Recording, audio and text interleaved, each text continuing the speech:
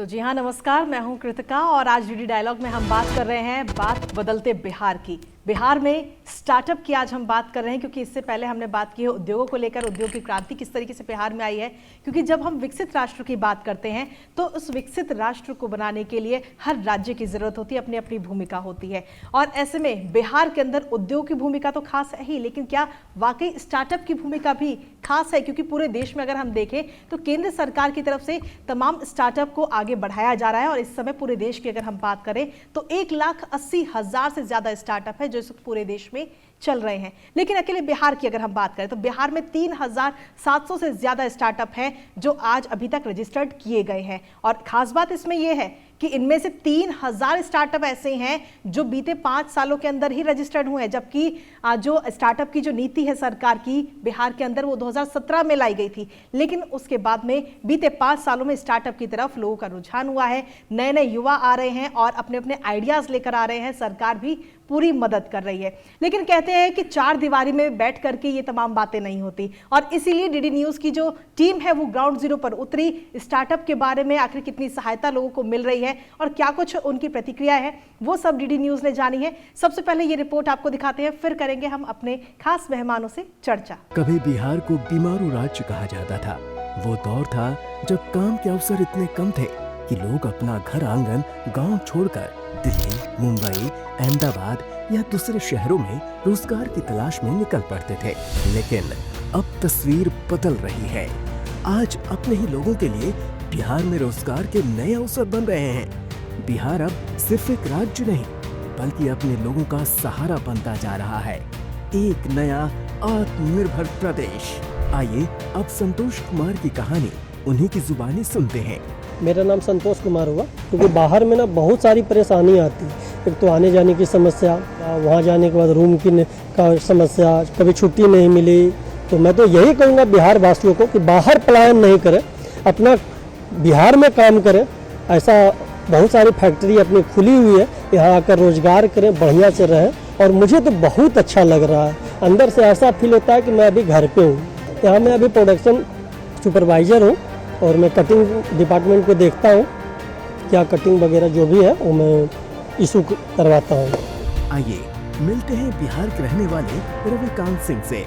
मेरा नाम रविकांत सिंह है और मैं दूर दूर से जॉब कर रहा था, जैसे कर्नाटका में हुआ, महाराष्ट्र में हुआ, गुजरात से काम कर रहा। मुझे पता चला कि बिहार में एक अच्छी कंपनी खुली है, तो मैंने यहाँ अपॉइंटमेंट लिया है, मेरा यहाँ पे किया, इंटरव्यू दिया और सिलेक्शन हुआ। तो मैं यहाँ पे क्वालिटी मैनेजर के पद पे काम कर रहा हूँ और मुझे बहुत अच्छा लगा कि बिहार में हमारी फैक्ट्री है और लोग दूर दूर से आके यहाँ के काम कर रहे हैं। ये है बिहार के उन युवाओं की कहानियाँ जिन्होंने कभी अपने गांव छोड़ दिए थे, लेकिन आज बदलते बिहार की इस यात्रा में अपना अनुभव, उम्मीद और गर्व साझा कर रहे हैं। तो इस रिपोर्ट के जरिए हमने जाना कि बिहार में किस तरीके से बदलाव इस समय हो रहा है, क्योंकि एक समय वो भी था जब कोरोना काल के दौरान हमने देखा था कि तमाम संख्या में लोग बिहार की तरफ वापस जा रहे थे, पलायन।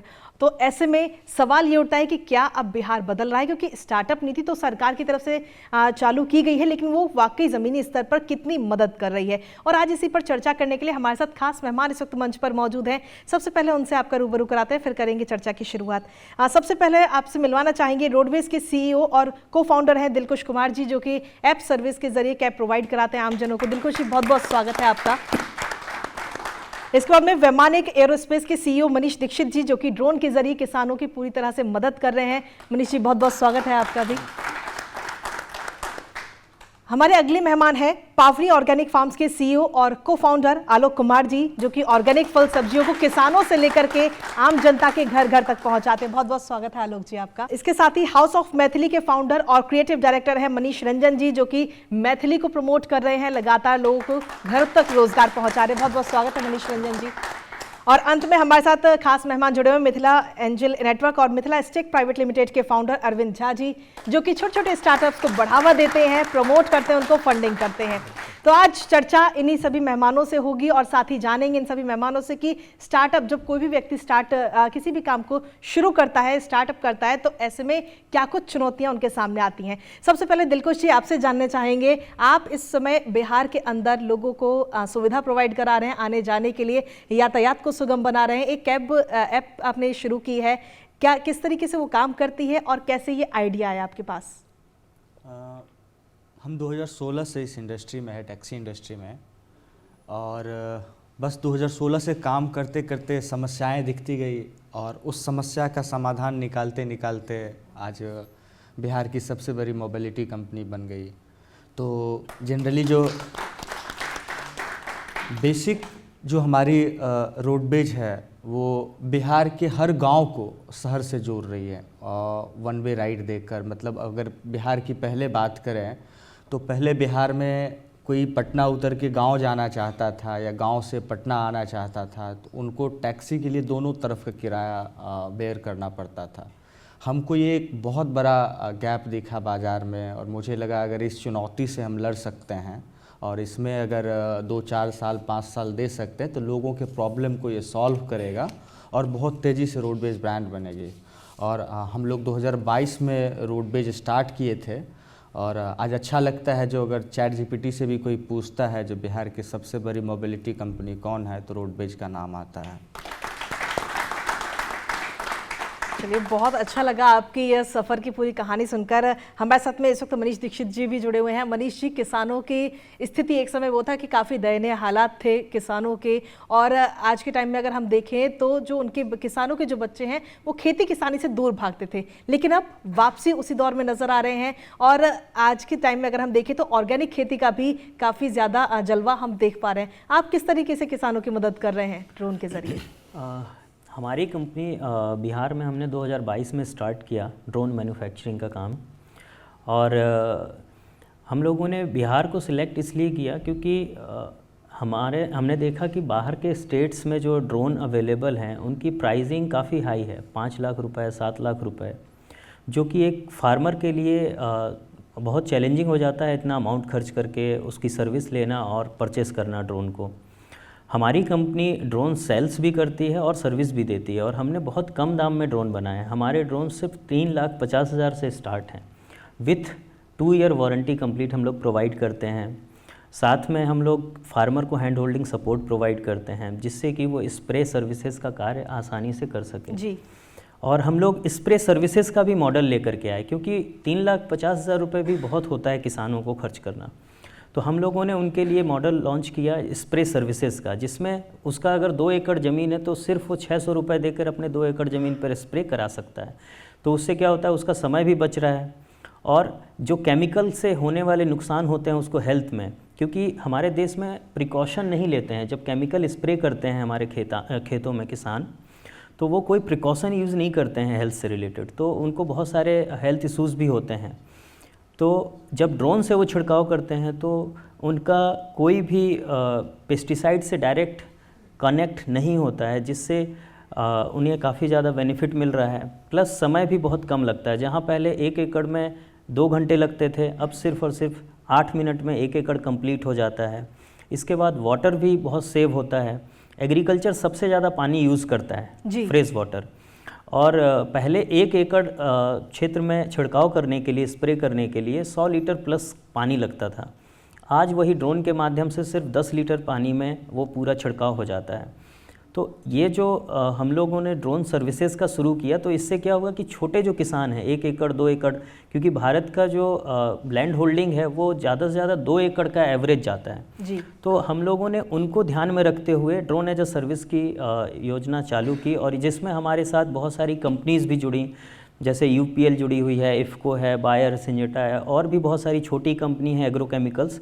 उनके साथ मिलकर के हम रूरल क्षेत्रों में छोटे छोटे जगह पर अपने drone as a service center खोल रहे हैं। हमारा लक्ष्य है कि भारत में कम से कम 6 lakh drone service centre open करें। जैसे भारत में 6 लाख गांव हैं, हर एक गांव में कम से कम 1 या 2 ड्रोन चाहिए होंगे। तो हमारा लक्ष्य है कि हम हर गांव तक पहुँचें, और ज़रूरी नहीं है इसके लिए किसानों को उतना पैसा खर्च करना पड़े, ड्रोन खरीदना पड़े। हम लोग उन्हें ड्रोन एज अ सर्विस के माध्यम से तकनीक को उनके गांव तक पहुंचा रहे हैं, जिससे कि उनका हेल्थ में भी सुधार हो रहा है, पानी की भी बचत कर रहे हैं, और धीरे धीरे उनकी जो खेती की तकनीक का इस्तेमाल करने से उसमें वृद्धि भी हो रही है, यील्ड प्रोडक्शन भी इंक्रीज़ हो रहा है। तो इस तरीके से हम लोग कम दाम में तकनीक का पूरी तरह से ग्रामीण लेवल तक हम उनको पहुंचा रहे हैं। तो किसानों की तो इससे मदद हो ही रही है, लेकिन इसके साथ ही पानी की भी बचत हो रही है, पैसे जी, की भी बचत हो रही है। जी बिल्कुल। चलिए आलोक जी, हम लगातार बात करते हैं ऑर्गेनिक फूड की, कि उसमें कोई किसी प्रकार कोई केमिकल ना हो, क्योंकि आज के मार्केट में जब हम जाते हैं तो कोई भी फल सब्जी हम खरीद रहे हैं उसमें केमिकल्स बहुत सारे होते हैं, लेकिन आप खुद इस पर नज़र बना के रखते हैं और साथ ही ऑर्गेनिक फूड को सीधा किसानों के खेतों से लेकर के और आम जनता के घर घर तक पहुंचाते हैं। जी, एक्चुअली देखा जाए तो हमने क्या किया, जब शुरुआत में हमने काम किया था, काम तो हमने करीब 2018 के पहले शुरू किया था और हमने खुद से पहले खेती किया और हमारे लिए सबसे बड़ा चैलेंज हुआ कि प्रोडक्शन हो गया लेकिन उसको हम बेच नहीं पाए। जी, एक ऐसा प्रोडक्ट जिसको कि मार्केट में लोग मतलब तरस रहे हैं पाने के लिए, आप वो गांव से वहाँ पहुँचा नहीं पा रहे हैं। उसके लिए सबसे बड़ा कॉस्ट आ रहा था सप्लाई चेन का कॉस्ट। अगर आप डिमांड हम ले भी आते हैं, फिर उतने छोटे से प्रोडक्शन को आप कैसे ले पाएंगे। सब्जी एक ऐसी चीज़ है, हर दिन तो लोग लेगा नहीं हर आदमी। और ऑर्गेनिक सब्जी की खेती करने के लिए बहुत बड़ा चैलेंज होता है कि आपको ऑर्गेनिक इनपुट जल्दी नहीं मिलता है। तो सॉल्यूशन दिखा हमें इसमें डेयरी सेक्टर। डेयरी सेक्टर का क्या फ़ायदा हो गया कि हमें उससे एग्रीकल्चर के लिए इनपुट मिल जाता है। तो आप जो भी ऑर्गेनिक मैन्योर है आपको वहीं से मिल गया। तो अगर आप खेती कर रहे हैं, ऑर्गेनिक खेती कर रहे हैं, तो बहुत बड़ा हिस्सा आपको वहाँ से मिल जाता है। और दूसरा जो एक चैलेंज ये था कि सब्जी तो बहुत सारे शहर में लोग खरीदने के लिए तैयार थे, लेकिन क्या है कि एक आदमी बोल रहा है मुझे सोमवार को चाहिए, एक आदमी बोल रहा है मुझे बुधवार को चाहिए, एक आदमी बोल रहा है मुझे शनिवार को, मतलब अलग अलग दिन चाहिए। अब हर दिन आप इतने छोटे संख्या में तो ले नहीं जा सकते हैं, प्लस कस्टमर के पास आप पहुँचेंगे कैसे। तो इसका सॉल्यूशन हमें दिखा फिर वही डेयरी सेक्टर से। और इसका एक बहुत बड़ा चैलेंज ये भी था कि शहर के अंदर में लोग प्योर मिल्क नहीं मिल पा रहा था। बिल्कुल। तो डेयरी सेक्टर का भी एक चैलेंज दिख रहा था। तो ये बहुत सारे चैलेंजेस एक साथ दिख रहे थे हमें। तो इसका सॉल्यूशन हमें लगा कि हम क्यों ना कस्टमर पहले बनाएं और कस्टमर तक दूध पहुंचाने के लिए एक प्रोडक्टिव वे में, मतलब कि विदिन 24 आवर्स गाय का दूध आपके घर तक पहुंच जाए। तो कैसे किया जाए, तो इसके लिए हमने टेक्नोलॉजी का यूज़ किया। हमारी जो भी कस्टमर्स होते हैं वो सारे मोबाइल ऐप पे अवेलेबल होते हैं। जो हमारा मिल्क प्रोडक्शन है सारा मोबाइल ऐप से ड्रिवन है। यानी कि अगर हमारा कितना प्रोडक्शन हुआ हमें पता है, कंज्यूमर्स को ये पता है कि ये प्रोडक्शन अभी हमारे पास है, तो वो सब्सक्रिप्शन ले लेते हैं।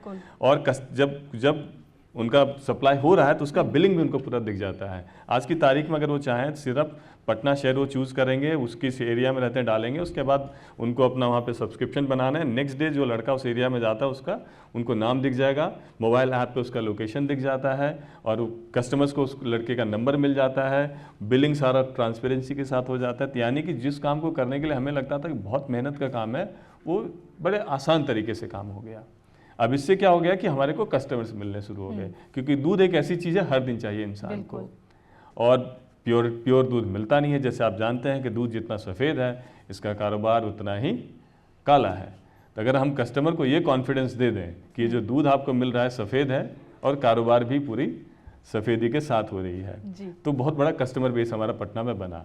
फिर जो हम ऑर्गेनिक फार्मिंग का जो प्रोडक्शन उधर हो रहा है, सब्जी अगर हो रही है, जो मार्केट बेचना है, तब मार्केट बेचने के लिए उसको कोई अलग से एफर्ट नहीं डालना पड़ता है। अब क्या है कि उसी ऐप में हमने एक प्रोडक्ट ऐड कर देंगे। भाई आपकी भिंडी की खेती आ गई, चलो भिंडी हमने ऐड कर दिया, आम आ गया आपका, आम ऐड कर दिया। अब जब सप्लाई चेन जा रहा है तो जो लड़का दूध लेके जा रहा है वो सब्जियां भी लेके चला जाएगा। यानी कि आप कह सकते हैं कि इकोनॉमीज ऑफ स्केल हमने अचीव किया और इकोनॉमीज ऑफ स्कोप भी हमने अचीव कर लिया। तो जो हमारा मान के चलिए कि डिस्ट्रीब्यूशन कॉस्ट है, वो सीधे ही समझिए कि जो 50-60 रुपये पड़ जा रहा था वो 5-6 रुपये पे आ जाता है, with the help of technology, with the help of integration of all this activities.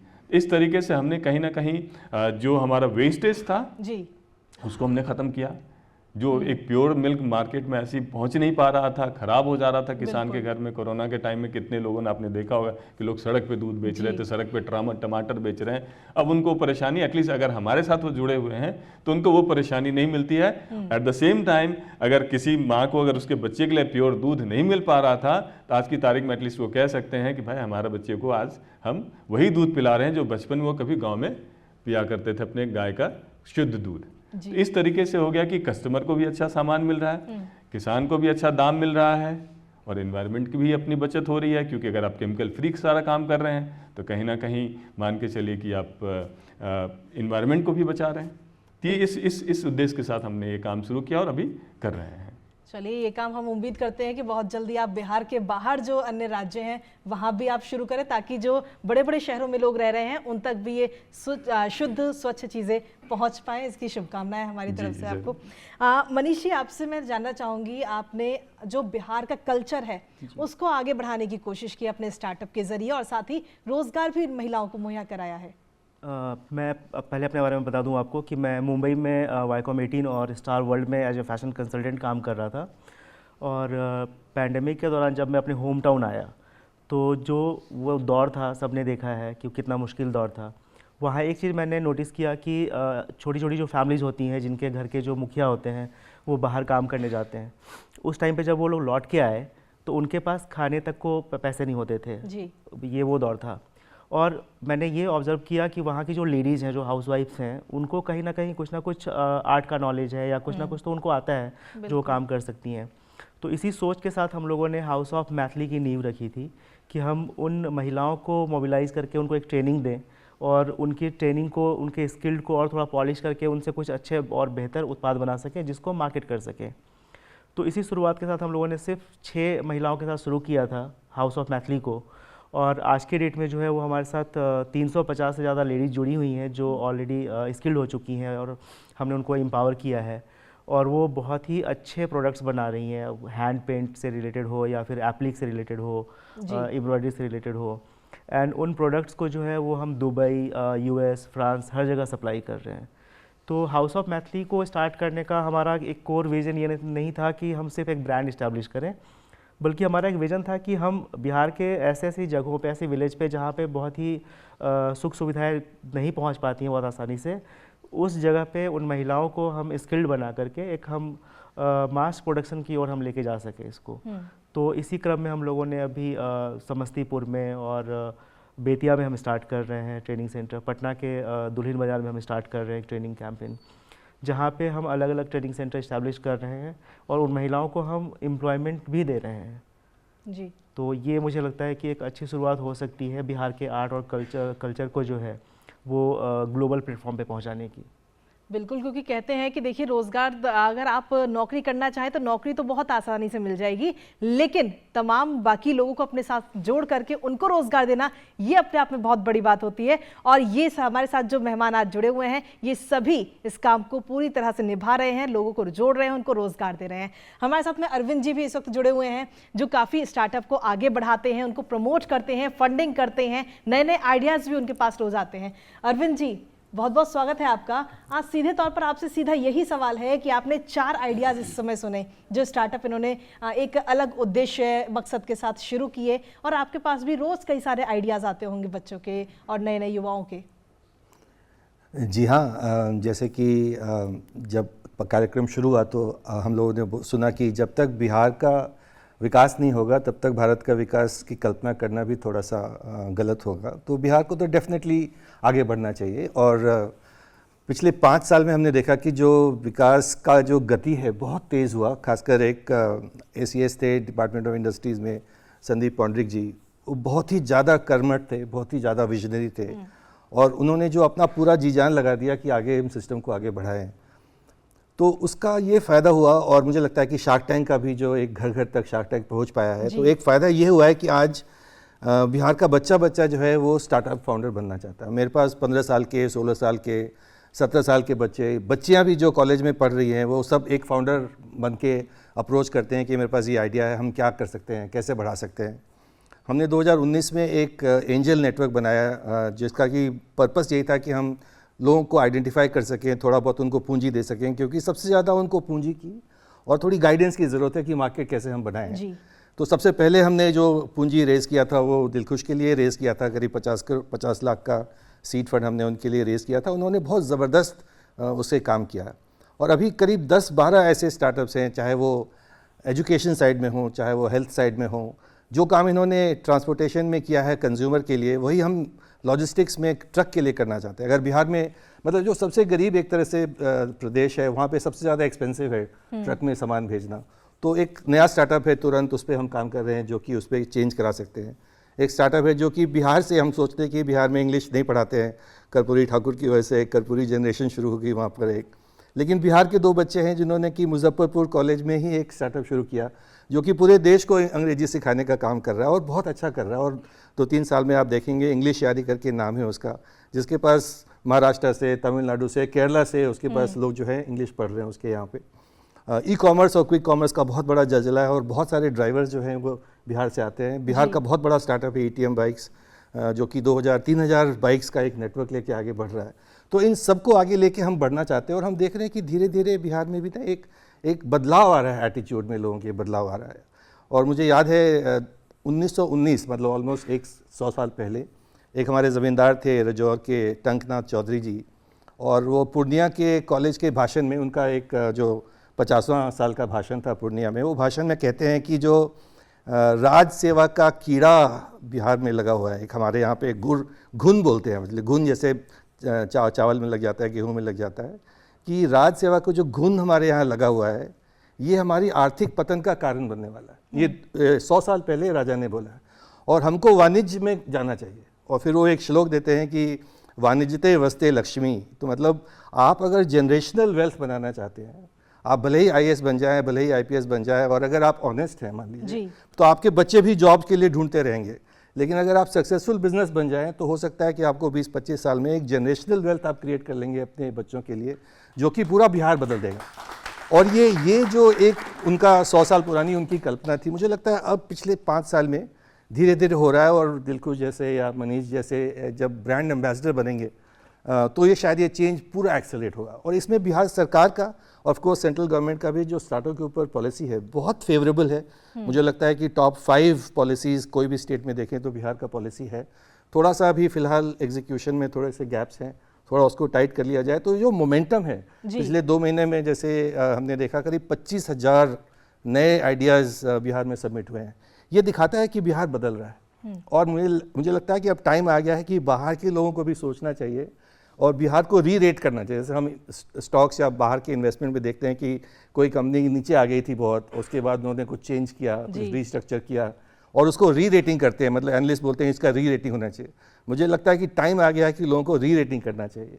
और मैंने थोड़ा सा कैलकुलेशन किया था कि इस समय बिहार के जितने 1200-1500 स्टार्टअप्स हैं, उनमें से जो 100 टॉप स्टार्टअप्स हैं उसका मे भी 500 करोड़ का ओवरऑल वेल्थ होगा। मतलब आज 500 करोड़ में मैं सारे स्टार्टअप खरीद सकता हूँ, लेकिन ये अगले 10 साल में ये 20,000 करोड़ पे वैल्यू चली जाएगी। तो मतलब 500 करोड़ आज है और इसका इतना बड़ा ग्रोथ, 40 गुना ग्रोथ होने वाला है।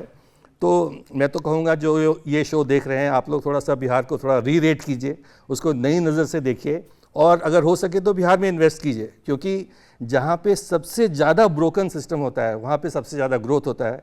और दिख ही रहा है कि 14-15% का ग्रोथ रेट बिहार का चल रहा है। इस साल का भी जो है ऑलमोस्ट टॉप 2 ग्रोथ रेट में चल रहा है और ये अगर 10-15-20 साल चला तो हो सकता है बिहार टोटली बदल जाएगा। बिल्कुल, और बिहार इस रास्ते पे बहुत तेजी से आगे बढ़ भी रहा है और हमारे साथ में जो मेहमान जुड़े हुए हैं उनके स्टार्टअप से ये नज़र भी आता है। दिलकुश जी, आपके बारे में जब मैं पढ़ रही थी तो मैंने देखा कि आपने पहले एक कंपनी आर्यागो कंपनी शुरू करी, उसके बाद में 2021 में आपने दूसरी कंपनी अपनी शुरू की रोडबेज के नाम से 2022 में।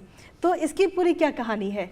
क्योंकि आपने खुद ज़मीनी स्तर पर जाकर आप हालातों को जाना भी है, परिस्थितियां देखी हैं और परिस्थितियों के साथ कई सारी चुनौतियां भी आपके इस स्टार्टअप में सामने आई होंगी। देखिए, जहाँ तक मेरा एजुकेशन बहुत ज़्यादा था नहीं, मैट्रिक मेरा 3rd डिवीज़न था, इंटर मेरा 2nd डिवीज़न था, तो ऐसा कुछ था नहीं जो मैं कुछ पढ़ के आया था बिज़नेस बनाने का, कोई मेरे अंदर से कहीं से MBA करके या किसी इंजीनियरिंग कॉलेज से। तो मैं जो कुछ भी सीखा हूँ बाज़ार से सीखा हूँ और बिहार के कंज्यूमर बिहेवियर से सीखा हूँ। तो जो आर्यागो का जो मेरा 2016 से 22 तक का जर्नी था वो कंप्लीट मेरा लर्निंग का जर्नी था। उस समय हम सीखे बिज़नेस कैसे किया जाता है, लोगों के प्रॉब्लम को कैसे सॉल्व किया जाता है, टेक्नोलॉजी ड्रिवन कंपनी कैसे बनाया जाता है। और वो जो मेरा 5-6 साल का लर्निंग था ना, उसी का नतीजा ये रोडबेज है। और हम लोग सीजन 3 में शार्क टैंक में हम अपीयर हुए थे और बिहार के पहले स्टार्टअप बने जो ऑन मंच हम लोग डील क्रैक किए थे सीजन 3 में। तो वहाँ से एक होप मिला जो नहीं कुछ तो है जो हम लोग कर रहे हैं, वहाँ से एक दिशा मिला जो नहीं हम लोग कर सकते, कॉन्फिडेंस आया। तो जो सबसे बड़ा समस्या था लोगों का, अभी कोई दिल्ली में मुंबई में रह रहा है, वो छठ में गांव जाना चाहता है। अब बाल बच्चे को इतने अच्छा लिविंग स्टैंडर्ड मिल रहा है बाल बच्चा को, जो बाल बच्चा बोलते हैं नहीं जाएंगे हम वहाँ, हमको फैसिलिटी नहीं मिलेगा। तो अगर यहाँ लोग कमा रहे हैं दिल्ली में, तो वो अगर गांव जाएंगे तो कुछ खर्च करेंगे, तो कहीं ना कहीं वहाँ का इकोनॉमी बूस्ट होगा, चाहे वो ज़मीन खरीदे, चाहे वो बिल्डिंग बनाए, कंस्ट्रक्शन मटेरियल खरीदे। तो हम चाहते हैं वो लोग गांव आए, तो गांव कैसे आएंगे, उनको सुविधा मिले। तो इसके लिए जैसे अभी हम नया प्रोडक्ट लॉन्च कर रहे हैं रोडवेज लोकल, मतलब आप यहाँ से दिल्ली से निकल रहे हैं, रोडवेज लोकल बुक कीजिए, आप 7 दिन 8 दिन जितना दिन आपको पूरा बिहार में जहाँ भी घूमना है, ससुराल जाना है, मायके जाना है, जहाँ जाना है घूमिए और फिर एयरपोर्ट पे आके उसको छोड़ दीजिए। तो अगर ये एक सुविधा मिलता है लोगों को, तो लोगों का जाना आना फ्रिक्वेंटली तेज़ी से होने लगे। जैसे हम जब आर्या को चला रहे थे उस समय दरभंगा एयरपोर्ट का इनॉग्रेशन हुआ था जी। दरभंगा एयरपोर्ट आने से हम ये देखे जो लोग साल में 2 साल पे एक बार घर आते थे, मुंबई से, बैंगलोर से, दिल्ली से, अब वो साल में 2 बार 3 बार आना शुरू कर दिए, क्योंकि उनके लिए इजी कनेक्टिविटी हो गया। पहले क्या था, लगता था पटना उतरेंगे, पटना से फिर 5-6 घंटा का ट्रेवल होगा, तो लोगों को टाइम जो है एक दिन जाने में और एक दिन आने में कंज्यूम होता था। अब लोगों को लगता है एक दिन में हम अगर पहुँच गए, अर्ली मॉर्निंग का फ्लाइट लिए, दोपहर तक घर पहुँच गए, एक दिन काम करेंगे, अगले दिन शाम तक लौट के आ जाएंगे। तो वीकेंड भी लोग जाके गाँव में मनाना शुरू कर दिए। तो मेरा यही मोटिव है जो बिहार के एक एक गांव को हम शहर से कनेक्ट करें और बिहार के एक एक गांव में बेहतर ट्रांसपोर्टेशन की फैसिलिटी उपलब्ध कराएं। टैक्सी इंडस्ट्री में अगर कोई किंग कहाएगा तो रोडवेज कहाएगा और बिहार में कहाएगा। अरे वाह, यहाँ पर जो व्यूअर्स इस वक्त बैठे हैं हमारे साथ में, उनकी तालियों ने ही आपको बता दिया होगा कि आपका आइडिया कितना पसंद आ रहा है सभी को। मनीष जी, आपकी अगर हम बात करें तो किसानों की मदद तो आप कर ही रहे हैं, लेकिन एक सवाल ये है कि किसान के लिए 1000 रुपये भी बहुत ज़्यादा होता है। आपने बताया कि 3.5 लाख रुपए से ड्रोन के जो प्राइस हैं वो शुरू हैं, तो आखिर अगर किसी किसान के पास में 3.5 लाख रुपए अगर नहीं है तो वो कैसे आपसे मदद ले सकता है? क्या सरकारी कोई मदद या किसी प्रकार का कोई लोन? गवर्नमेंट की बहुत सारी स्कीम्स चल रही हैं, जैसे नमो ड्रोन दीदी में आपने सुना होगा 1200 करोड़ का गवर्नमेंट का बजट है, जिसमें वो 15,000 ड्रोन बांट रहे हैं। एंड इसके अलावा नेशनल एग्रीकल्चर इंफ्रास्ट्रक्चर फंड है, जिसके थ्रू आपको सिर्फ 6% ब्याज पे लोन मिल जाता है जी। और इसके अलावा मुद्रा लोन के अंतर्गत भी आप ड्रोन के लिए अप्लाई कर सकते हैं लोन का। और साथ में ही हम लोग भी कुछ प्राइवेट कंपनियों के साथ NBFC से टाई अप करके ड्रोन प्रोवाइड करते हैं। और हम लोग जैसे कोई लोन भी ले रहा है तो उसका एक सबसे बड़ा चैलेंज हो जाता है EMI वो कैसे भरेगा। बिल्कुल। हमारी कंपनी 2 साल तक completely hand holding support provide करती है, जिसमें उसे मिनिमम वर्क गारंटी भी प्रोवाइड की जाती है। जैसे अगर कोई 5 लाख रुपए इन्वेस्ट कर रहा है तो साल का हम उसे 6 लाख रुपए रिटर्न काम दे देते हैं। हमारे पास इतना स्प्रे सर्विसेज का वर्क ऑर्डर है कि हम लोग उसको ईजिली 6 लाख रुपए तक का वर्क दिला देते हैं। तो इससे क्या होता है कि कोई भी व्यक्ति जब पैसा लगा रहा है तो उसका फर्स्ट ईयर में ही रिटर्न आ गया, सेकेंड ईयर से वो प्रॉफिटेबल हो गया। तो बहुत सारे लोग इसके लिए हमारे साथ जुड़ रहे हैं। हमने 2022 में अपना स्टार्टअप शुरू किया था और नवंबर में 2022 में हमने शुरू किया। 3 महीने का हमारा टर्नओवर जो था वो 1 करोड़ रुपए था विदिन 3 मंथ्स। और फिर 23-24 में हमारा जो रेवेन्यू रहा वो था 8-8.5 करोड़ रुपए। तो ये दिखाता है कि हम लोग कितना तेज़ी से ग्रोथ किए और हमारे पास काफ़ी सारे ऑर्डर्स आए, ड्रोन सेल्स के लिए भी और सर्विसेज के लिए भी। दिस ईयर हम लोगों ने जो क्लोज़ किया है इस साल 24-25 में, वो 24.5 करोड़ का हमने रेवेन्यू किया है।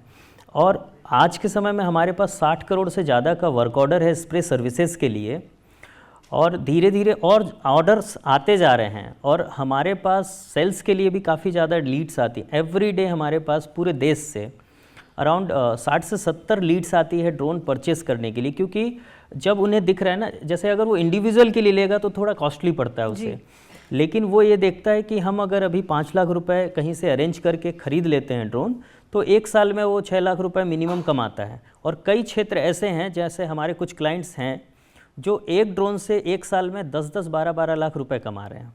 इसके साथ साथ हम एग्रीकल्चर से हट के भी ड्रोन क्षेत्र में, जैसे वीडियोग्राफी का आप देखते होंगे, हर इवेंट में आप ड्रोन देखेंगे आज, उससे वीडियो रिकॉर्डिंग हो रही है। कई जगह पे आप देखे होंगे कि ड्रोन से सर्वे हो रहा है। इवन छोटे छोटे गवर्नमेंट की स्कीम्स जो हैं, जैसे मनरेगा हो गई, NHAI हो गई, या फिर सर्वे का काम हो गया, इसमें सभी जगह ड्रोन का इस्तेमाल हो रहा है।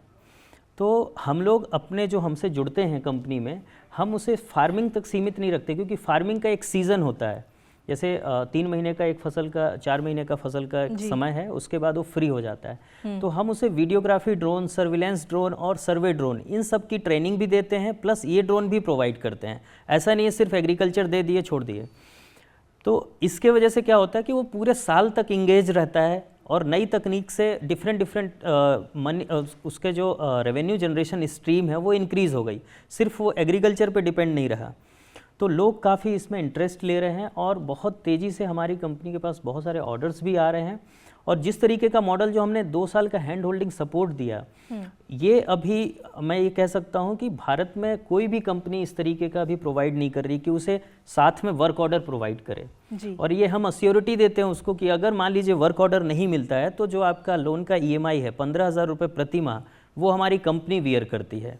बस उसके बदले उसे क्या करना होता है कि वो जैसे जगह पे गांव के एरिया में जाकर के डेमोन्स्ट्रेशन प्रोवाइड करे। उससे क्या होगा, अवेयरनेस क्रिएट होगी, धीरे धीरे वर्क ऑर्डर मिलेगा।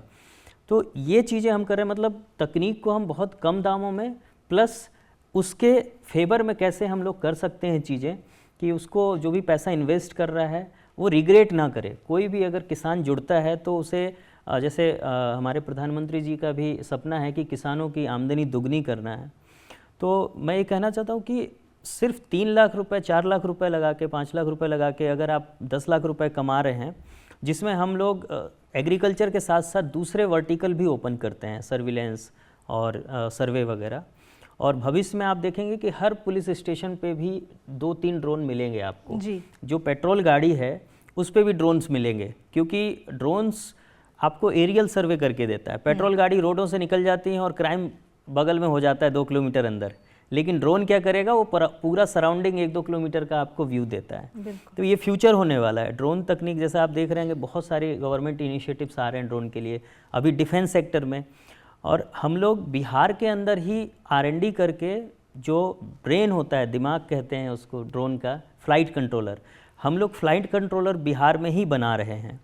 कंप्लीट R&D वहाँ हो रही है। IIT पटना के साथ हमारा कोलैबोरेशन है और 100% मेड इन इंडिया हम लोग ड्रोन बनाने की ओर अग्रसर हैं। 74% हम लोगों ने ऑलरेडी कर लिया है मेड इन इंडिया। कुछ पार्ट्स हैं जो बाहर कंट्रीज से आते हैं, लेकिन हमारा लक्ष्य है कि with in 2 year 100% made in India करेंगे। लेकिन जो मेन इलेक्ट्रॉनिक्स कंपोनेंट्स हैं वो सारे हम लोग बिहार में ही अब बना रहे हैं। तो हमारा ज़्यादा से ज़्यादा यही टारगेट है कि तकनीक को कम से कम दाम में अपने पूरे देश में हम लोग कैसे इसको तेज़ी से फैला सकते हैं। इसके अलावा डिफेंस ड्रोन के लिए भी हम लोग काम कर रहे हैं, जिसका ऑलमोस्ट हमारा वर्क रेडी हो चुका है। विद इन 6 मंथ हम लोग उसे भी लॉन्च करेंगे। तो पहले कहते थे कि बिहार से सिर्फ लेबर लोग जाते हैं बाहर काम करने, और आज मैं गर्व के साथ कह सकता हूं कि आज हम लोग बिहार में बैठ के जो ड्रोन बना रहे हैं, भारत के हर ज़िले तक पहुंच चुके हैं ऑलमोस्ट। और बहुत जल्द हम लोग विदेशों में भी सप्लाई करने वाले हैं ड्रोन। हमारे पास बहुत सारे कंट्रीज से ऑर्डर्स आ रहे हैं जी। कुछ डॉक्यूमेंटेशन प्रोसेस है, वो हमारी जैसे ही पूरी होती है तो within 1 year we can also export the drones from the Bihar. मतलब बिहार से हम अब तकनीक को एक्सपोर्ट करेंगे। और बिहार में अभी पूरे देश से लोग आ रहे हैं ट्रेनिंग लेने, ड्रोन खरीदने। यही हम लोगों के लिए गर्व की बात है। पहले लोग कहता था कि बिहार में क्या ही होता है, बिल्कुल। लेकिन आज के समय में हम लोग अब तकनीक भी दे रहे हैं, और तकनीक सिर्फ देश को नहीं, हम विदेशों तक भी पहुंचा रहे हैं। और इसके लिए गवर्नमेंट का बहुत सारा सपोर्ट भी मिला हमें, तो यही कर रहे हैं अभी तो। और यही दिखाता है कि बिहार आज कितना बदल रहा है, कितनी तेजी के साथ विकास कर रहा है। स्टार्टअप इतने सारे खुल रहे हैं, तकनीक का सहारा सभी लोगों को मिल रहा है। और अब आपको नौकरी करने के लिए किसी दूसरे राज्य में जाने की बिल्कुल भी ज़रूरत नहीं, क्योंकि अब आपको रोजगार आपके राज्य में, आपकी ज़मीन पे, आपकी भूमि और बिहार में ही अब आपको अपना रोजगार भी मिल जाएगा। और साथ ही आप अपने नए आइडिया के साथ नया स्टार्टअप भी शुरू कर सकते हैं। ये नीति इस वक्त लाई जा रही है। इसके साथ ही अगर आलोक जी बात करें ऑर्गेनिक की, तो ये आइडिया कहाँ से आया आपके पास में? क्योंकि कहते हैं कि जरूरत ही आविष्कार की जननी है, तो आपको कब ये जरूरत महसूस हुई? कह सकते हैं कि जब इंसान जब कोई चीज़ खुद फेस करता है तब वो रियलाइज़ करता है कि ये मतलब आपको क्यों करना चाहिए। हमारे देश में बहुत सारी ऐसी बीमारियां हैं जो हो रही है हमें, और उसके पीछे बहुत बड़ा कारण है कि हम खाना क्या खाते हैं। जी। ज़्यादातर जो हम लोग खाना खाते हैं उसमें वो पोषक तत्व तो नहीं मिलता है जिसके लिए हम वो खाते हैं। आप ये कह सकती हैं कि जो हम खाना खा रहे हैं एक्चुअली वो हमारे को खा रहा है अंदर से। हमारे को खा रहे हैं यानी कि जो भी हम खा रहे हैं अंदर में जो हमारे सूक्ष्म जीवाणु हैं जो उसको हमारे को पोषक तत्व में कन्वर्ट करते हैं हमारे खाने को, वो एक्चुअली उसको मार रहा है। और उसके पीछे सबसे बड़ा कारण है कि जो हम जिस खेती का प्रोड्यूस खा रहे हैं वो सही नहीं है। जो भी इसके पीछे कारण हो, हर चीज़ का एक दो पहलू होता है। तो 2011-12 में हमने देखा था कि हमारी आवाज़ चली गई थी, और पेशे से उस टाइम मैं शिक्षक था जी। आप सोच सकती हैं कि अगर एक शिक्षक, अगर कोई सिंगर, कोई वकील, अगर उसकी आवाज़ चली जाए तो फिर वो क्या कर सकता है। मे भी आगे आने वाले समय में हम लोग AI से कुछ कर सकते हैं, लेकिन उस टाइम में तो ये सारी चीज़ें नहीं थी। और मेरे लिए था कि ऑलमोस्ट की लाइफ हमारी ख़त्म ही हो गई थी। मतलब मैं तो अपने आप को ये सोच रखा था कि शायद हो सकता है कि नहीं भी, बट उससे मैं निराश नहीं था। मैं बोला अगर बच गया तो कुछ ऐसा काम करूँगा कि लगा कि जब ऊपर जा रहा हूँ तो लगे कि कुछ करके जा रहे हो, मतलब शांति आपको मन में मिले। क्योंकि मरते वक्त अगर शांत नहीं होगी तो आपकी आत्मा भटकती रहेगी, जैसे हमारे मतलब कहा जाता है माइथोलॉजी में। तो उस वजह से ये शुरू हुआ। फिर ऑब्वियसली करना क्या है, कैसे करना, ये नहीं पता था। जैसे जब किसी मतलब चोटी से जब बर्फ़ पिघल के वो पानी गिरता है तो उसको नहीं पता रहता है कि वो नदी बन के किस दिशा से कैसे जाएगी। आपके सामने कठिनाइयाँ आएंगी, चैलेंजेस आएंगे, और उस चैलेंज को आप कैसे टैकल करते हो। क्या आप उससे हार जाते हो या आप उसको कोई नया रास्ता निकाल लेते हो। तो वो ही एक तरीके से हमारा एक काम हुआ। जब हम सोच के आए थे, सोचिए कि हमारे को तो किसी सब्जी का मतलब पहचान भी नहीं था कि इस कौन सी सब्जी का ये पेड़ है। तो उसके लिए हमने कुछ कोर्सेज किया ऑब्वियसली जाके, क्योंकि मेरा पूरा इकोनॉमिक्स बैकग्राउंड से था मैं। तो फाइनेंशियल मार्केट में काम कर रहा था। तो कहाँ कौन सा मतलब बस एक दो सब्जियों का पेड़ था जो हम पहचानते होंगे मुश्किल से। तो हमने काम शुरू किया था। तो सबसे पहले हाँ ये ज़रूर हमने सोचा कि जब भी कोई काम करो तो एक पायलट पहले उसका करो। तो पायलट हमने किया, हमने खेती की, सब्जी की। जब सब्जी की खेती की तो सबसे बड़ा चैलेंज हमें जो दिखा वो बेचने का दिखा। दूसरा कि बहुत सारे ऐसे सपना देख के गए थे कि भाई आप ऑर्गेनिक फार्मिंग करोगे तो डिमांड वैसा होगा, आपका प्रोडक्शन ऐसा होगा, आप ये कर लोगे, वो कर लोगे। लेकिन जब ज़मीन पे आप जाएंगे तो आप समझ में आ जाएगा कि अगर इतना आसान रहता तो फिर दुनिया क्यों नहीं कर रही है। भाई ऐसा थोड़े किसी को मरने का शौक है। जो किसान खेती कर रहा है उसको भी पता है कि वो जहर नीचे डाल रहा है। अब मनीष जैसे बता रहे थे कि वो स्प्रे कर रहा है, तो ये जानते हैं कहीं ना कहीं वो हेल्दी नहीं है, तभी वो बचाना चाह रहे हैं। भाई स्प्रे भी करना है ना तो तुम मशीन से कर लो। तो आपने उस किसान को बचा लिया, लेकिन जो खाएगा उसको कैसे आप बचाएंगे। तो इसलिए क्या हो गया, हमने ऐसे इसी तरीके से हमने शुरुआत किया था जी। सही पूछिए तो 2011-12 में हमने सोचा, 2018 तक हमें समझ नहीं आ रहा था कैसे करेंगे। कभी दिल्ली आके पढ़ाते थे, फिर वहाँ जाके काम करते थे। अच्छा ये चैलेंज है, चलो इसको हम ऐसे सॉल्व कर लेंगे। अच्छा अब ये चैलेंज आ गया, इसको ऐसे सॉल्व कर लेंगे। अब ये चैलेंज आ गया, अब इसको ऐसे सॉल्व कर लेंगे। इस तरीके से चलता रहा। मेजर बदलाव आया 2020 में जी। जब तब तक में ये क्लैरिटी आ गया था कि मार्केट पहले बनाना है, और मार्केट बनाने के लिए दूध जो है सबसे अच्छा जरिया। अगर आपने कस्टमर का विश्वास जीत लिया, बिल्कुल। और दूध एक ऐसी चीज़ है कि ज़्यादातर बच्चे मतलब बच्चों के लिए खरीदती है, और वो उसमें कोई भी मतलब आप कॉम्प्रोमाइज़ नहीं कर सकते। अगर आपको पता है ऑप्शन ये है जिसमें कि आपको केमिकल फ्री मिल्क मिल रहा है, और अगर ये X% महंगा भी है तो वो प्राइस पे करने के लिए तैयार रहते हैं। तो हमने वही मार्केट पकड़ा और थोड़ा सा प्रीमियम से हमने स्टार्ट किया। और कोरोना आया तो उसकी वजह से मतलब समझिए कि हर आदमी सोच रहा था कि हम अच्छा खाना खाएं। बिल्कुल। बाजार बंद था, तो जो किसान का सामान बाजार जा रहा था उसका सामान कोई खरीदने वाला नहीं था। तब ये क्या हो गया कि एक तरफ किसान है जिसके पास सामान है लेकिन कोई खरीदार नहीं है, और खरीदार जो है जो अच्छा सामान चाह रहा है उसको वो सामान नहीं मिल पा रहा है। जो मिल रहा है उसको खाना नहीं चाहता, कि वो देख रहा है यार ये आदमी मर गया इस बीमारी से, ये आदमी मर गया इस बीमारी से, देखो ये आदमी बचा हुआ है। बहुत बड़ा फीडबैक हमें आ रहा था कि जब हमारे कंज्यूमर्स में मतलब उनके पड़ोस में काफ़ी लोग मतलब हादसा हो रहा था और वो बच रहे थे। कितने के मतलब माँ बताई हमें कि मतलब हमारा मेडिकल का मतलब जो दवाई डॉक्टर के हम जाते थे उसका बिल ख़त्म हो गया है, मतलब हम 1 साल से ऊपर हो गया डॉक्टर के पास गए नहीं हैं। जब कोई इंसान उनको बोलता था कि तुम इतना महंगा दूध क्यों खरीदते हो, तो वो यही कहती थी कि भाई हम तो इसलिए खरीद, पता नहीं आदमी सही दे रहा है कि झूठ दे रहा, लेकिन एक चीज़ तो है कि अब हमारे को डॉक्टर के पास जाना नहीं पड़ता ज़्यादा।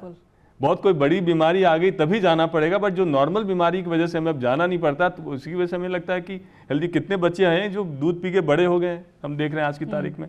तो इससे ये हो गया कि विश्वास तो आ गया आपके पास जी, इनकी वजह से और भी लोग कस्टमर्स बनना शुरू हो गए। हमारा मोबाइल ऐप तैयार था, तो टेक्नोलॉजी तैयार थी, कस्टमर तैयार है, बेचने वाला भी तैयार है, बस किसी को करने वाला चाहिए, एक लिंक चाहिए बस उनको बस। जोड़ने और के वो लिए। हम समझे कि हम वो एक तार, मतलब हम सब तारों को हमने जोड़ दिया एक तरीके से। एटलीस्ट ये मॉडल जो है अब सक्सेसफुल हो चुका था। फिर धीरे धीरे करके जो और भी खेती कर रहे हैं, अच्छी खेती कर रहे हैं, अगर आपके पास प्रोडक्ट है जो आप ऑर्गेनिक कह रहे हैं सही में है, क्योंकि ज़्यादातर लोग सही बोलते नहीं हैं, अगर वो ऑर्गेनिक है तो हम तो अपनी तरफ से गारंटी देते हैं कि आपका माल कभी खराब नहीं होगा। अब रोड भी इतनी अच्छी सड़कें मतलब बनती जा रही हैं बिहार के अंदर में कि आप समझिए कि 5 से 6 घंटे में बिहार के किसी भी कोने से पटना आ सकते हैं, किसी भी कोने से पटना आ सकते हैं। और ज़्यादातर यानी कि एवरेज डिस्टेंस अगर हम देखें, अगर 4-5 घंटे में आ सकते हैं, और हम तो कस्टमर को बोल रहे हैं 24 घंटा। हमारे पास फिर भी 4-5 घंटा है डिलीवरी के लिए, 4-5 घंटा है पैकेजिंग के लिए, तब भी मेरे पास मार्जिन बच जाता है 4-5 घंटे का। इतना बड़ा मार्जिन मिल जाता है, और टेक्नोलॉजी से कॉस्ट कम कर चुके हो आप, तो एक बहुत बड़ा बिजनेस अपॉर्चुनिटी बन गया ये, जिसमें कि सबका फायदा हुआ। तो इस तरीके से मतलब समझिए कि जो मैंने 2011 बारे में सोचा कि मेरी आवाज़ चली गई, अब मैं क्या करूँगा, मेरे बच्चे क्या करेंगे, अगर मैं मर गया तो क्या होगा, सब मेरे फैमिली के ऊपर बर्डन बन जाएंगे। दूसरी ज़िंदगी मिली, दूसरी ज़िंदगी को हमने इस तरीके से इस्तेमाल किया, और आज जो है अब मैं कह सकता हूँ कि जब वीडियोज आते हैं हमारे पास, वीडियो मैसेजेस आते हैं, थैंक यू अंकल आपका दूध मिल गया। जिस दिन दूध नहीं जाता तो रोते रोते वीडियो आता है कि आज हमारा मतलब आपका दूध नहीं मिला है। ये बहुत बड़ा बदलाव हुआ, जिसमें कि आप हेल्थ भी देख रहे हैं और वेल्थ भी देख रहे हैं। बिल्कुल, और इसमें दोनों ही तरफ से अगर हम देखें तो किसानों का भी फायदा है, और जो खरीद रहा है उस प्रोडक्ट को उसका भी बहुत बहुत फायदा है सीधे तौर पे। हमारे साथ व्यूअर्स भी कई सारे जुड़े हुए हैं जो हमारे साथ इस वक्त बैठे हुए हैं स्टूडियो में। आप में से अगर कोई सवाल पूछना चाहता है तो प्लीज़ सवाल आप पूछ सकते हैं, हमारे साथ मेहमान जो जुड़े हैं। सर, अभी भी स्टार्टअप बहुत बढ़ रहा है इस देश में, हमारा देश स्टार्टअप कल्चर अपना रहा है, पर एक वो क्या वजह है कि लोग अभी भी उस कल्चर में घुसने से कतराते हैं? क्या ये एक वजह है कि फैमिली को कौन संभालेगा अगर हम अभी इस कल्चर में घुस गए, स्टार्टअप हमने स्टार्ट कर दिया, क्योंकि रिस्क तो होता है, एक रिस्क फैक्टर है, तो क्या एक फैमिली बैकग्राउंड ये भी बहुत मैटर करता है? हमारा परिवेश जो है ना, और हमारा जो, जैसे मैंने बोला कि 100 साल का हमारा एक हाव भाव है, हमारे डीएनए में इस समय बसा हुआ है कि नौकरी करो, पढ़ो लिखो, नौकरी करो, और नौकरी से आप सेफ हो जाओगे, और सरकारी नौकरी सबसे सेफ है। ओके, इसको बदलने में थोड़ा टाइम लगेगा। और हमारे दूसरे राज्य है, मान लीजिए गुजरात का हम एग्जाम्पल ले लें, वहाँ पे एक डिफरेंट परिवेश है।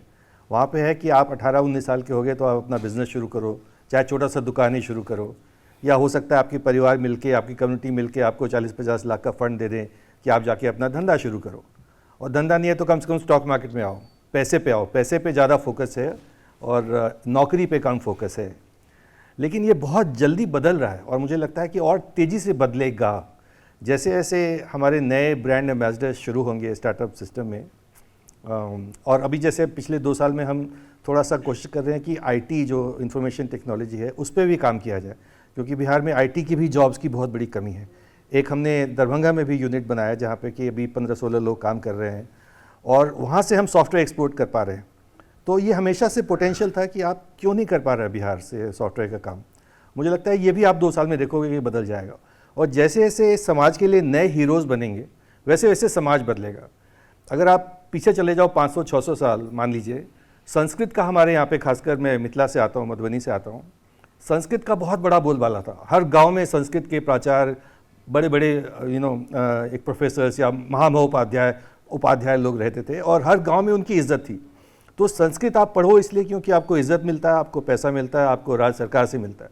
उसके बाद वो संस्कृत से बदल के आ गया कि आपको राज्य सेवा करना है। मान लीजिए चाहे ब्रिटिश सरकार हो, चाहे हमारे सरकार हो, कि IAS बनना है, IPS बनना है, ऑफिसर बन जाओगे तो आपको मान मिलेगा, सम्मान मिलेगा, इज्जत बढ़ेगा। अब हमारे पास फेज़ आ गया कि हमारे पास अगर इंडस्ट्रियलिस्ट और स्टार्टअप के फाउंडर्स सक्सेसफुल हो जाएं, मुझे लगता है कि हमारे मनीष हैं, 2 मनीष हैं, दिलखुश हैं, आलोक हैं, ये चारों के चारों प्रोडक्ट ऐसे हैं जो कि 100 करोड़ के रेवेन्यू पे जा सकते हैं और 500-600 लोगों को नौकरी दे सकते हैं। जिस दिन 3-4-5 साल में ये उस लेवल पर पहुंच जाएंगे, वो जो नया आज की पौध है, जो हमारे यंग लोग हैं 15-16 साल के, उन सबकी इच्छा हो जाएगी हम यही बने। और जब ये पूरा का पूरा बिहार में इस तरह का फैलेगा, एक नया वायरस फैलेगा कि हमें फाउंडर बनना है, तब आप देखेंगे कि पेरेंट्स का भी एटीट्यूड चेंज होगा और समाज का भी एटीट्यूड चेंज होगा। Thank you sir. Thank you so much.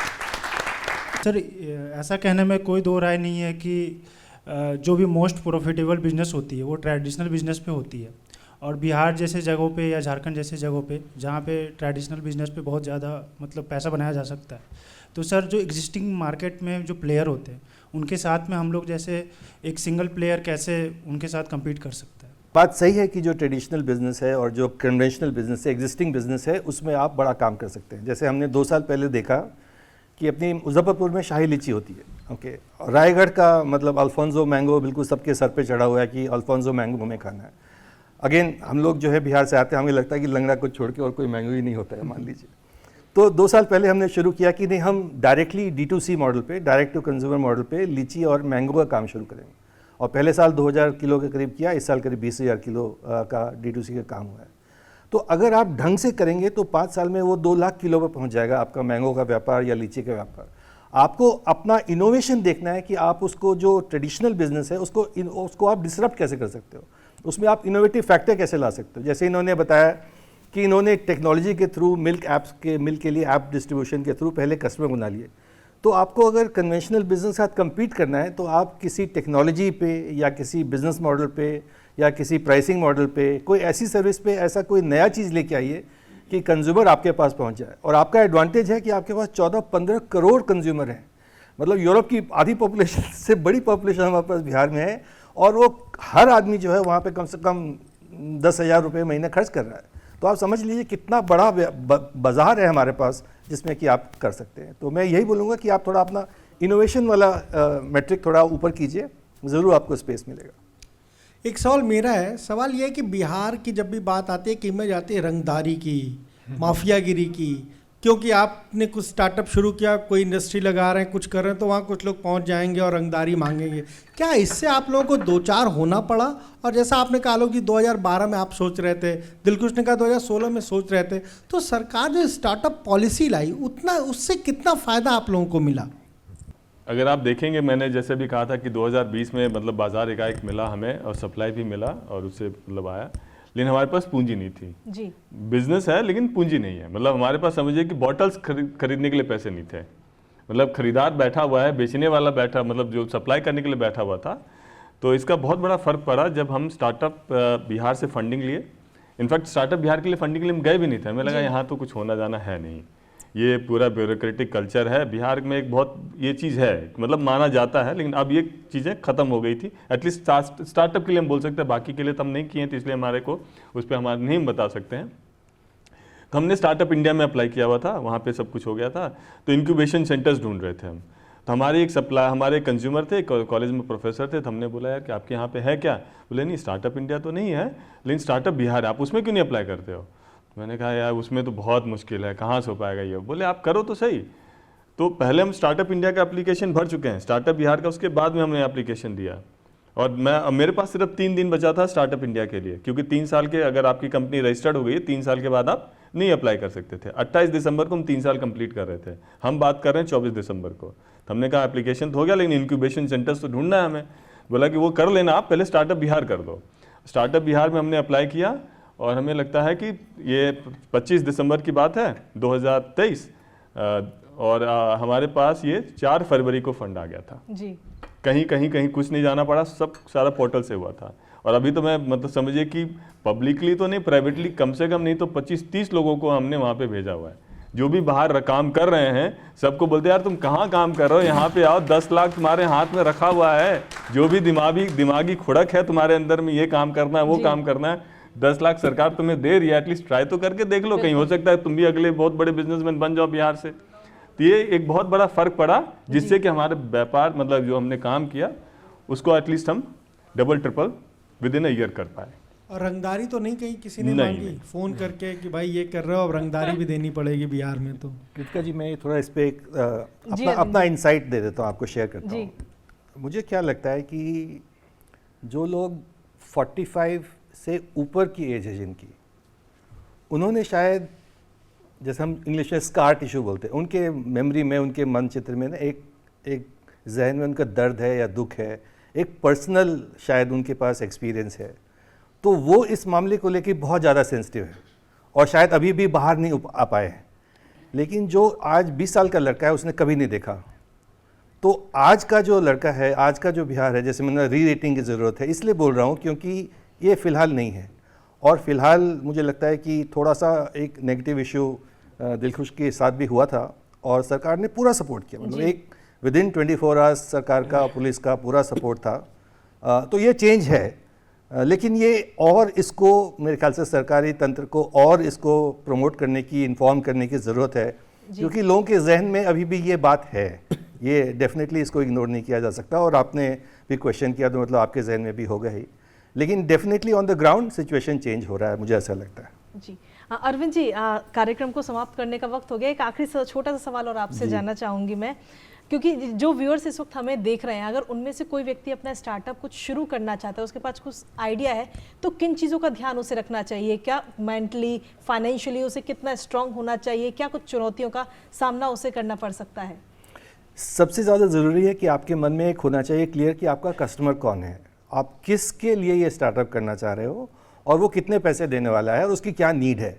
अगर आप उस नीड को फुलफ़िल कर सकते हो अपने प्रोडक्ट से या अपने सर्विस से, तो जैसे आलोक भाई ने बोला कि बिहार सरकार का, और मैंने भी बोला कि टॉप 5 नीतियों में इस समय बिहार सरकार का स्टार्टअप नीति है, जहाँ पे आप 10 लाख और उसके बाद 15 लाख और अगर आपने बाहर से पैसा उठाया तो आपको 50 लाख तक और, तो मतलब एक तरह से 75 लाख तक का सरकार से सपोर्ट है। और वो भी बहुत ही कुछ तो फ्री है, कोई इंटरेस्ट नहीं है, और कुछ में 4% या 5% इंटरेस्ट है।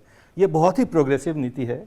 और तो अगर, लेकिन आपके पास कस्टमर होना चाहिए, आपके पास स्पेसिफिक आइडिया होना चाहिए कि आप क्या करेंगे। तो अगर आपके पास वो आइडिया है तो प्लीज़ आप आइए और शुरू कीजिए, और हम लोग भी हैं, हम लोग सब सपोर्ट करेंगे डेफिनेटली। चलिए, बहुत बहुत शुक्रिया सर आपका, और आप सभी मेहमानों का बहुत बहुत शुक्रिया हमारे इस खास कार्यक्रम में अपनी उपस्थिति दर्ज कराने के लिए, अपना कीमती समय हमें देने के लिए। और इसी के साथ फिलहाल बात बदलते बिहार की में आज इतना ही। और आज हमने जाना कि स्टार्टअप के जरिए हम कितना आगे बढ़ सकते हैं, नए नए आइडियाज़ के जरिए। और युवाओं को वाकई बहुत ज़्यादा ज़रूरत है कि अब नौकरी करने वाला नहीं बल्कि नौकरी देने वाला बनना है, और बिहार इसमें अग्रसर होता हुआ नजर आ रहा है। इसी के साथ फिलहाल आज के इस कार्यक्रम में इतना ही। नमस्कार।